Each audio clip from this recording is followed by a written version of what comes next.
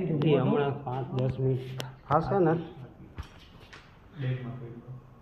આગલા ખાના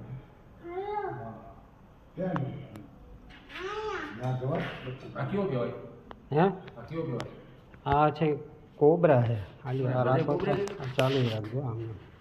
ચાલુ જ છે